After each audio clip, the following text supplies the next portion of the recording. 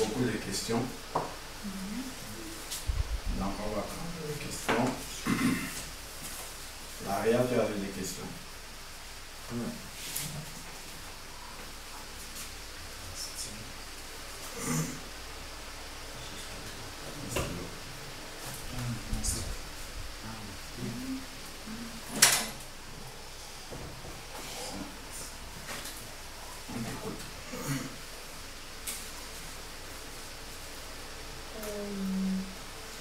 Ma question est comment faire l'étude biblique? Comment étudier la Bible? Comment pas?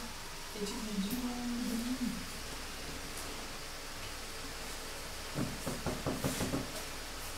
C'est quoi ta question, Laria?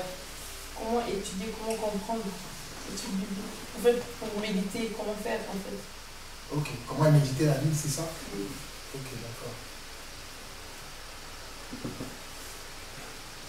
Qui d'autre a une question? Comme ça, on prend toutes les questions et on les fait une à une. Moi, j'avais posé une question, je pense. Vas-y. C'était pour connaître est-ce qu'il est permis de se faire baptiser à 3 fois? Ok. Est-ce qu'il est permis? Est-ce qu'il est permis de se baptiser 2 ou 3 fois ou 4 fois? Pour 7. Très bonne question, maman Amélie. Ah oui, c'est vrai. Il y en avait plein.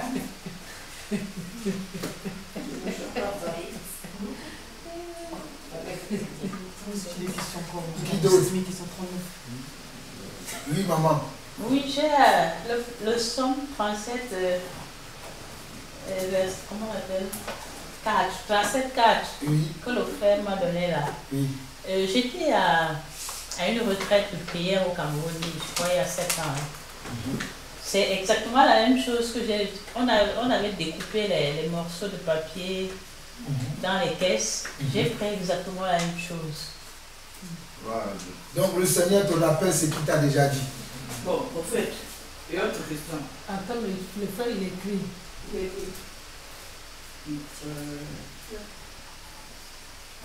Ça, c'est la question en question là que vous avez parlé. Mais il faut que je pose. Maman, pose la question, nous sommes en famille. Si la question est mal formulée, nous allons le reformuler. Bon, quand tu étais marié et que ton mari est dans une secte, est-ce que tu peux encore...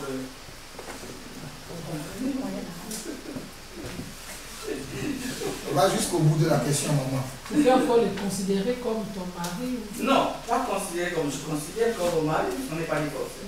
Mais est-ce que l'acte là, ça peut encore, toi qui es chrétien, aller avec un homme qui est dans le satanisme? Ok. On va répondre. On note toutes les questions.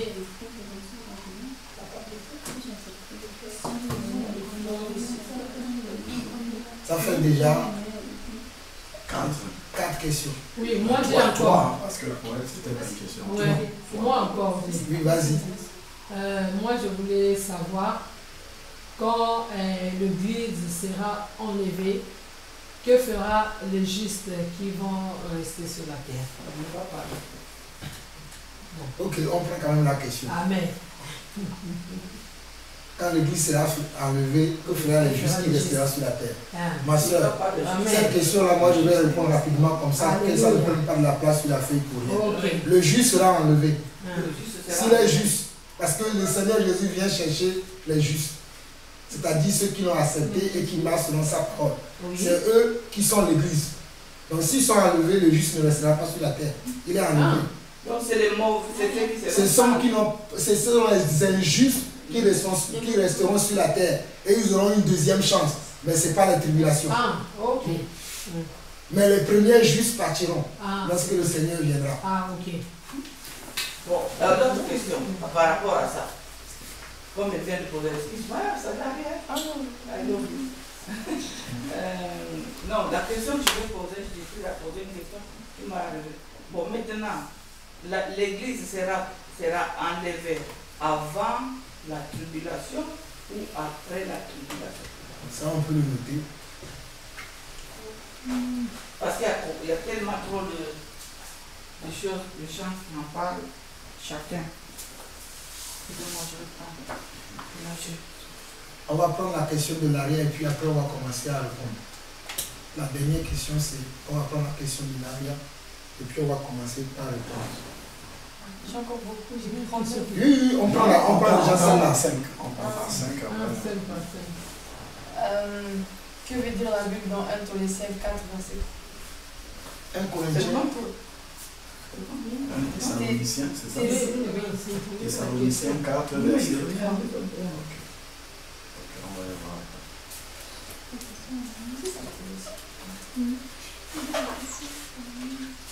Alors, attends, je rappelle les questions. La première question, c'est comment étudier ou comment méditer la Bible. C'est Maria qui a posé cette question.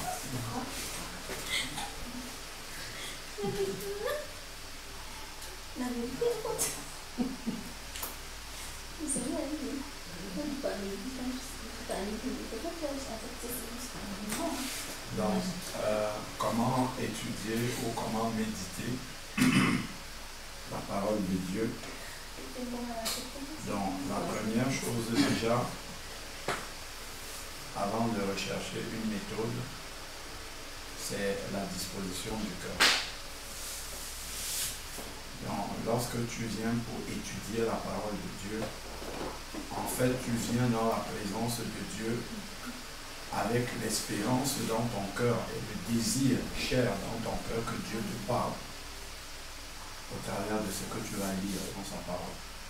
Donc ça, c'est la première chose. Je viens dans la parole de Dieu afin que Dieu me parle.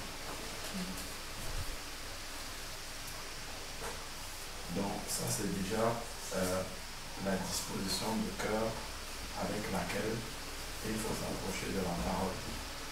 Maintenant, selon les cas, avec le Seigneur, tu peux avoir décidé, par exemple, de méditer sur le livre de Jean. Par exemple, après ton baptême, tu vas lire chapitre après chapitre, Dieu va te diriger. C'est une façon de faire. Mais il n'y a pas qu'une façon de faire. Tout comme là, on vient de louer le Seigneur pendant la louange, pendant la prière, parce que quand tu viens pour méditer, tu vas prendre peut-être un temps pour prier. Et pendant ce moment de prière, Dieu va te diriger dans ton esprit. Il va te mettre une pensée dans ton esprit. C'est que Dieu veut t'arrêter par rapport à cette pensée-là. Donc, et il va te donner un texte dans la parole de Dieu sur lequel tu vas aller méditer. Donc, méditer maintenant, tu vas... Donc, là, on était sur la disposition de cœur 1 de le choix du texte.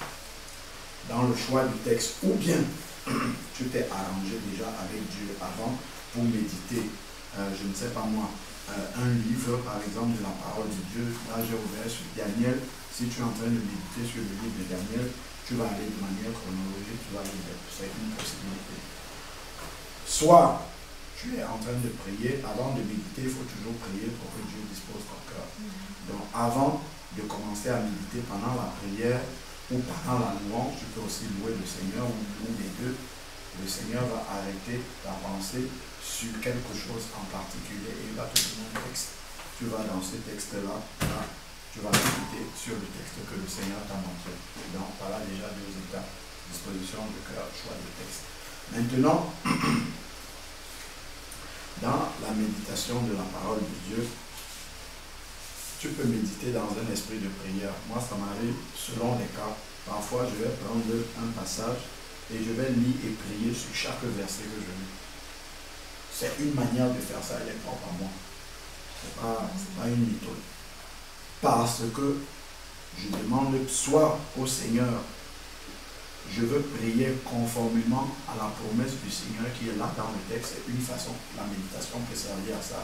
À connaître les promesses du Seigneur pour prier, ou bien à comprendre exactement ce qui est écrit là. C'est une autre possibilité.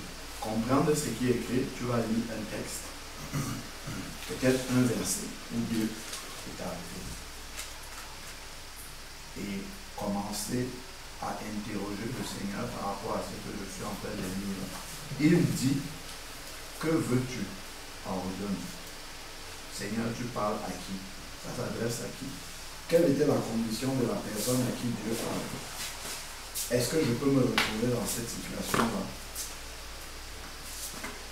est-ce que Dieu est en train de me parler dans ce verset? S'il me parle, est-ce que ça concerne une situation de maintenant que je vis? Une situation que j'ai déjà vécue et Dieu veut me permettre de tirer une leçon sur ce que j'ai déjà vécu. Est-ce que Dieu veut me prévenir de quelque chose qui va arriver plus tard? En fait, je lis un verset et je suis en train de questionner le Seigneur par rapport à ce que je suis en train de lire. Qu'est-ce que Dieu veut me dire quand il dit que veux-tu? C'est pour que mon cœur soit exposé, que j'expose mon cœur, ou c'est vraiment une question que Dieu me pose pour que je m'engage par rapport à quelque chose? Tu vois comment on médite? En fait, on se pose des questions par rapport à ce que Dieu dit dans ce texte-là. Est-ce que c'est pour moi? Est-ce que c'est pour quelqu'un qui m'a confié un sujet de prière que Dieu est en train de me répondre? Il y a vraiment énormément de choses qui peuvent venir dans la méditation. Quelqu'un m'a peut-être confié un sujet de prière.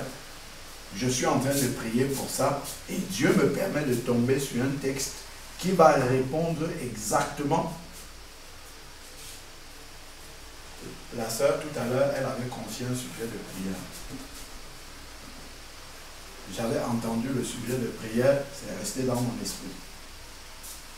Et quand on est rentré du baptême, là dehors, Dieu m'a donné un verset. Oui, ça c'est pour elle. Donc, j'ai cette conviction-là, c'est pour quelqu'un d'autre. Tu vois? Donc, il y a vraiment beaucoup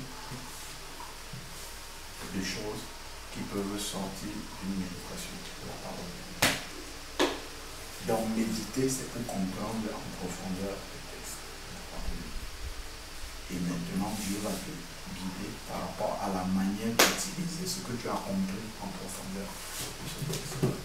Donc, voilà, en résumé, c'est très résumé ce que je suis en train de faire.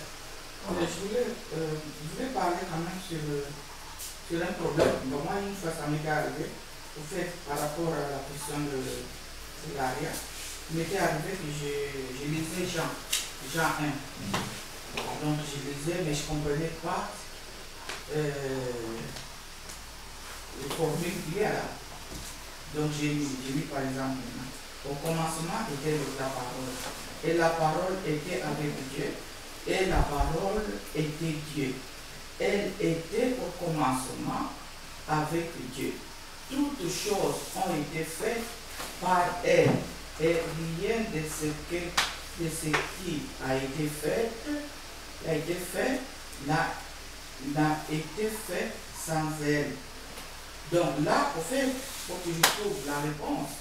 Qui est celui-là qui est la parole? J'ai posé la question, qui? Donc, j'ai eu la réponse, c'est Jésus-Christ, qui est la parole. C'est lui qui a été au commencement la parole. Donc, quand je suis arrivé, je pense que ce jour-là, j'étais arrivé jusqu'à la lumière. Donc, si je peux dire tout, parce que je ne vois pas bien les écritures, donc c'est vraiment tellement flou. Je vais continuer. Elle était la lumière. La lumière, moins dans les ténèbres. Et les ténèbres ne l'ont point reçue. Donc, la lumière était dans les ténèbres. Donc, en fait, moi, ce jour-là, j'étais là, je me posais beaucoup de questions par rapport à ce que je lisais, pour connaître qui est celui qu'on parle, qui était la lumière, qui était dans les ténèbres, qui était venu, qu'on n'a pas reçu. Donc, c'est Jésus, en fait. Donc, c'est une façon aussi de méditer, non?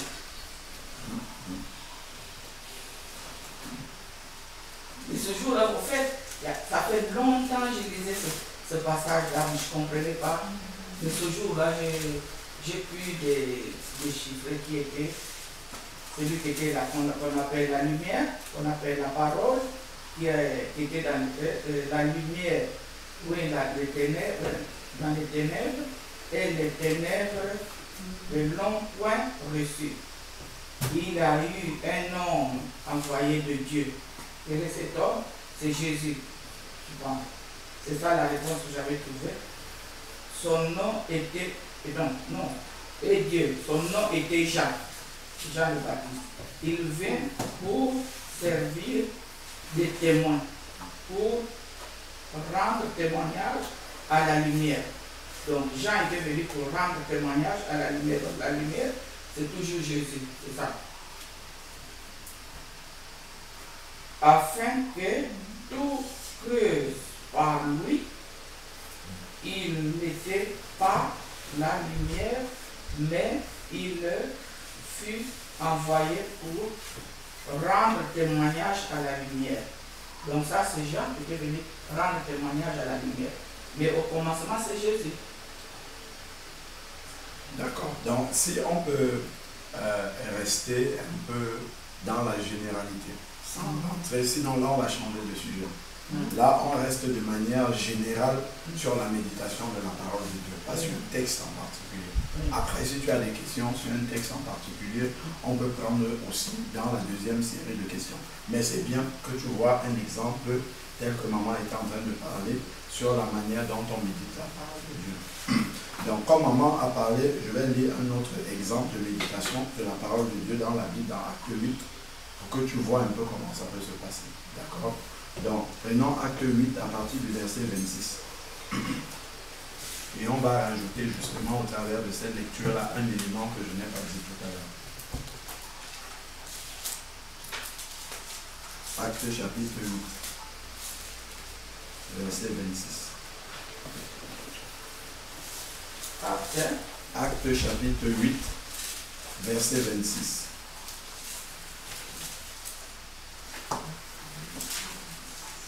Voilà, Acte 8, verset 26. Donc, il est écrit, un ange du Seigneur adressa la parole à Philippe. Lève-toi et va du côté du midi, sur le chemin qui descend de Jérusalem à Gaza, celui qui est désert. Il se leva et partit.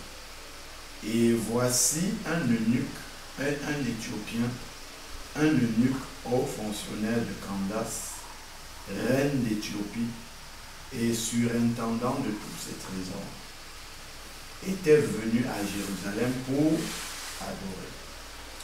Et il s'en retournait assis sur son char en lisant le prophète Ésaïe. Donc en fait, il méditait le prophète Ésaïe. En tout cas, il avait l'intention de méditer le prophète Ésaïe. Voilà, c'est pour ça qu'on prend ce texte. Il avait cette intention-là de méditer le prophète Ésaïe. L'Esprit dit à Philippe, avance et rejoins ce char. Tu as vu, c'est l'Esprit qui dit à Philippe ce qu'il doit faire. D'accord? Donc, Philippe accourut et entendit l'eunuque qui lisait le prophète Ésaïe. Il lui dit, comprends-tu ce que tu lis? Voilà des questions, en fait, que quelqu'un qui médite la parole de Dieu doit se poser à lui-même. Et il doit se demander, ce que je lis là, est-ce que je comprends ce que ça veut dire? Qu'est-ce que ça signifie? Donc, Philippe est en train de le conduire dans la méditation. Tu vois? Et il lui pose des questions. Mais, qui a demandé à Philippe de faire ça? C'est le Saint-Esprit. Toi, quand tu vas méditer la parole, Philippe ne va pas venir te parler, mais c'est le Saint-Esprit qui va te poser ces questions. L'aria, est-ce que ce que tu es en train de lire là, tu comprends ce que ça veut dire? Et parfois, dans beaucoup de Bibles, quand tu vas lire un passage, on va te mettre une annotation, par exemple petit A, petit G, et on va te renvoyer dans un autre texte, parce que la Bible s'explique à elle-même. Donc on va te parler de quelque chose ici, on va te mettre un renvoi, c'est bien souvent d'aller regarder le verset vers lequel c'est renvoyé et aller lire ce verset-là. Parce que ça se complète et ça te permet de mieux comprendre ce que tu es en train de lire. Parce que la Bible n'a pas toujours des textes isolés. Quand une histoire est racontée dans le Nouveau Testament, ça peut être en rapport avec un autre texte de l'Ancien Testament ou un autre texte toujours du Nouveau Testament. Et c'est important d'aller lire ces textes-là pour avoir une vision déjà globale, une vision d'ensemble. Voilà, c'est ça. Donc tu vois, quand tu lis, on va te mettre des petits renvois là-dessus et tu vas regarder à quoi ça correspond, il faut aller lire. D'accord? Et ça t'aide vraiment à avoir une lecture enrichie. de la méditation. Donc, l'Esprit dit à Philippe d'aller lui poser cette question-là. Est-ce que tu comprends ce que tu dis? Donc, quand tu lis un texte, il faut comprendre de quoi est-ce qu'on parle. Il répondit, comment le pourrais-je? Pourquoi il pose cette question? Hein? Regarde, il répond à Philippe, comment le pourrais-je si quelqu'un ne m'a dit? Pourquoi il pose cette question? Parce qu'il n'a personne pour le guider.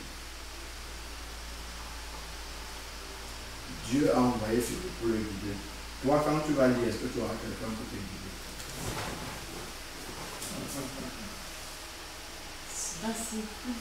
Si, ben qui va te guider?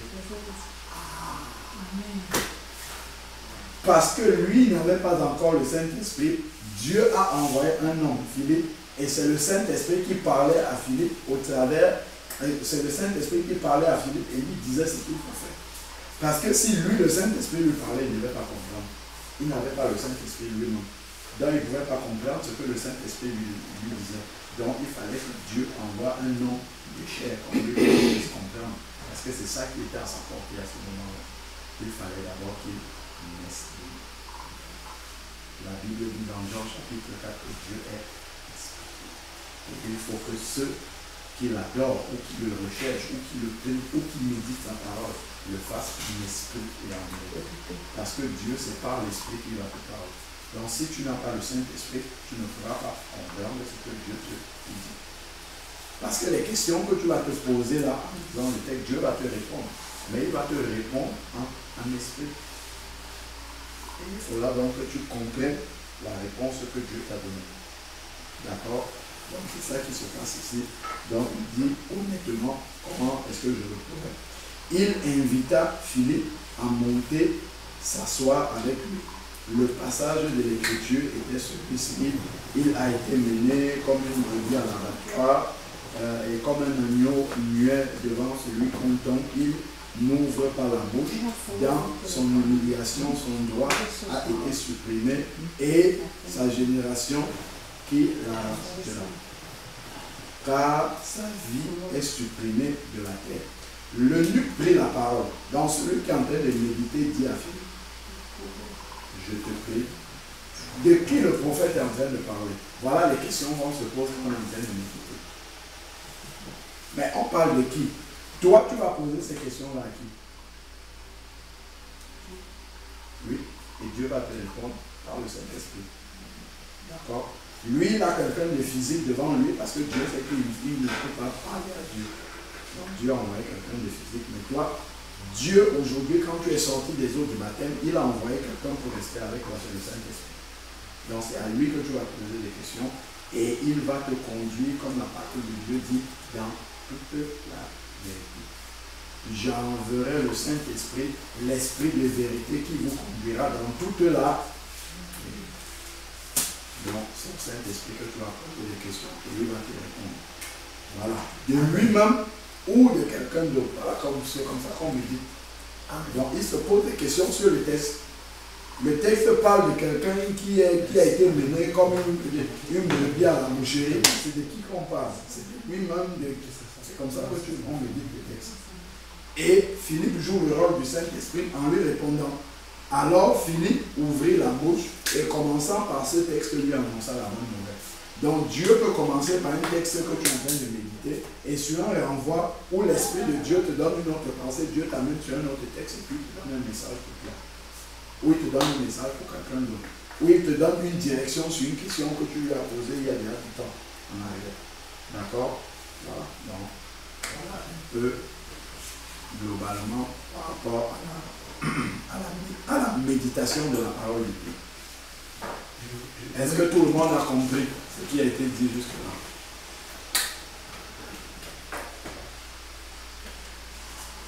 Moi, je voulais juste rajouter par rapport à ce que le frère a dit.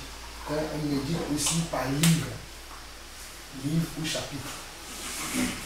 Souvent, on peut être en train de lire la Bible, Dieu nous révèle un verset. On lit le verset, on ne comprend pas bien.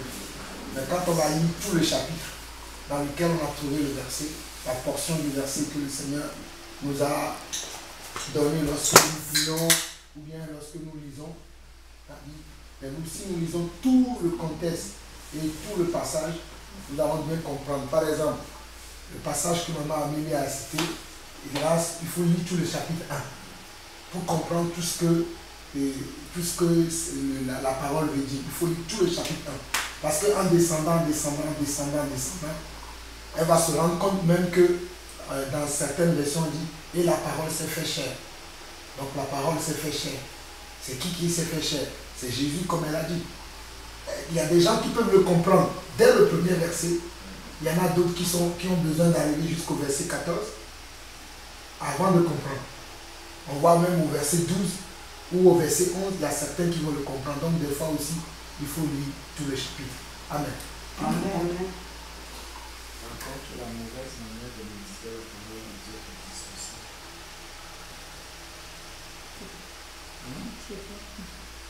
C'est comme tout le monde le fait, il lit le son. Lis le son. Les pitois. Il reste des mots sur le son. Il y avait le son. Oui, tu lis le livre des psaumes et puis tu t'arrêtes là. Donc, la majorité des personnes, quand tu vas voir celui-là, on va te dire que pour méditer, lorsque tu as des problèmes et que tu veux méditer, lis le psaume 52. Lorsque tu vas aller faire un examen, lis le psaume 40. Lorsque tu as besoin d'acheter une voiture pour savoir si Dieu va te bénir par rapport à cette voiture, lis le psaume 2.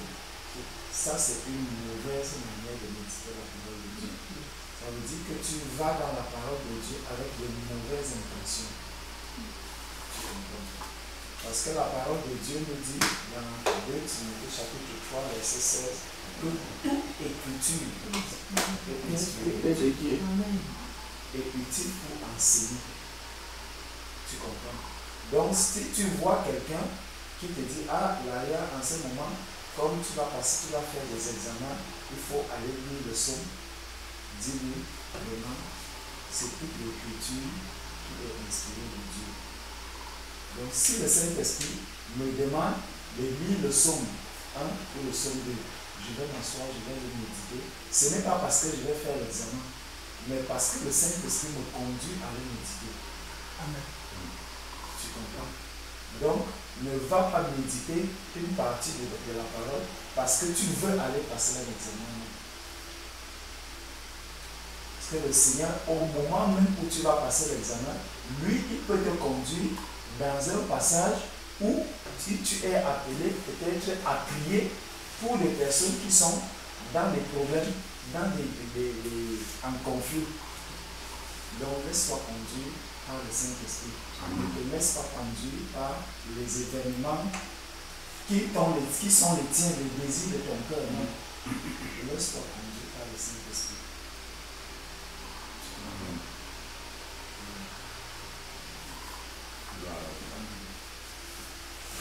Tu as bien compris.